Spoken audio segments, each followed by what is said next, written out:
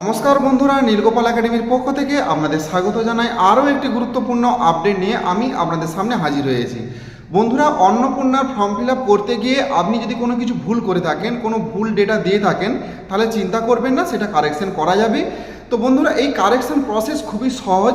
কিভাবে করবেন তার সম্পূর্ণ পদ্ধতি আজকের ভিডিওতে আমি স্টেপ বাই স্টেপ আলোচনা করব। সব বন্ধুরা, ভিডিওটি শুরু থেকে শেষ পর্যন্ত স্কিপ না করে অবশ্যই দেখবেন।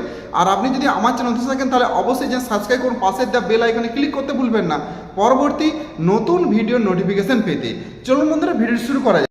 অন্নপূর্ণার ফর্ম ফিল আপ করতে গিয়ে যদি আপনার কোনো কিছু ভুল হয়ে থাকে, ধরুন আপনি আধার কার্ডের নম্বর ভুল দিয়ে দিয়েছেন, অথবা প্যান কার্ডের নম্বর ভুল দিয়ে দিয়েছেন, অথবা নামের স্পেলিং ভুল হয়ে গেছে, বা এমনও হতে পারে যে এমন কোনো ব্যক্তিকে আপনি অ্যাড করে দিয়েছেন, সেই ব্যক্তিকে আপনি আপনার ফ্যামিলিতে রাখতে চাইছেন না। তো এরকম যদি কোনো কিছু ভুল হয়ে থাকে, তো সেই ভুল কিন্তু সংশোধন করা যাবে। নতুন করে কারেকশন উইন্ডো ওপেন হয়েছে। তবে বন্ধুরা, আপনি নিজের মোবাইল ফোন থেকে সেটা প্রাথমিকভাবে করতে পারবেন না, তার জন্য আপনাকে অনুমতির প্রয়োজন। তো এই অনুমতি পেতে গেলে প্রথমে আপনাকে একটা দরখাস্ত লিখতে হবে। খুব সুন্দরভাবে একটি নতুন দরখাস্ত লিখতে হবে। সেই দরখাস্তে ফ্যামিলির হেডের নাম, মোবাইল নাম্বার সব কিছু ভালো করে গুছিয়ে লিখতে হবে। লেখার পর তাতে কি ভুল হয়েছে সেটাও আপনাকে লিখতে হবে। লেখার পর সুন্দরভাবে লেখার পর সেটা আপনাকে, আপনি যদি গ্রামে বসবাস করেন তাহলে আপনি অবশ্যই গ্রাম পঞ্চায়েতে জমা করুন। আর যদি শহরে বাস করেন তো বুঝতেই পারছেন মিউনিসিপ্যালিটি জমা করতে হবে।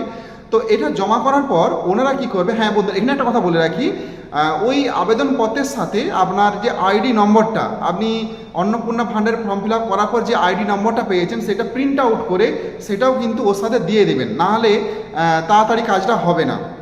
এরপরে ওনারা ওখান থেকে কি কিন্তু ওটা দেখবেন, দেখে ওনারা কিন্তু সেটাকে সেন্ড ব্যাক করে দেবে। ওনাদের কাছে সেই অপশানটা রয়েছে। যখনই আপনার মোবাইল নাম্বার ওটা সেন্ড ব্যাক করে দেওয়া হবে, তখন এবার আপনি নতুন করে নিজের মোবাইল ফোন থেকে হোক বা তথ্যমিত্র কেন্দ্রে গিয়েই হোক, তখন আপনি ওই আইডি নাম্বার দিয়ে ওপেন করবেন, বা মোবাইল নম্বর দিয়ে যেমন সার্চ করেন আপনি সেইভাবে সার্চ করবেন। দেখবেন সেখানে আগে যেরকম ফর্ম ফিল আপ করে যে উইন্ডো আপনি দেখতে পাচ্ছেন সেই উইন্ডো দেখতে পাবেন।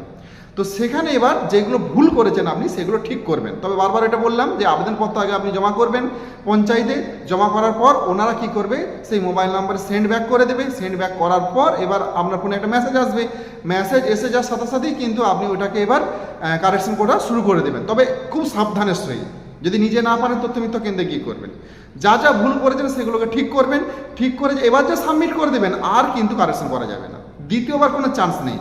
একবার চান্স দিচ্ছেন ওনারা, কিন্তু দ্বিতীয়বার আর কোনো চান্স নেই এটাকে ঠিক করার জন্য। এই জন্য ভালোভাবে সব দেখে নেবেন, সব ঠিকঠাক আছে কিনা দেখে নেবেন। দেখে নেওয়ার পর কিন্তু সাবমিট করে দেবেন। কারণ এখানে ভেরিফিকেশন প্রসেস খুবই হাই লেভেলের হচ্ছে। প্রথমে পঞ্চায়েতে যাবে, পঞ্চায়েত ভেরিফিকেশন করে ভিডিওতে পাঠাবে, ভিডিও ভেরিফিকেশন করে এসডি অফিসে পাঠিয়ে দেবে।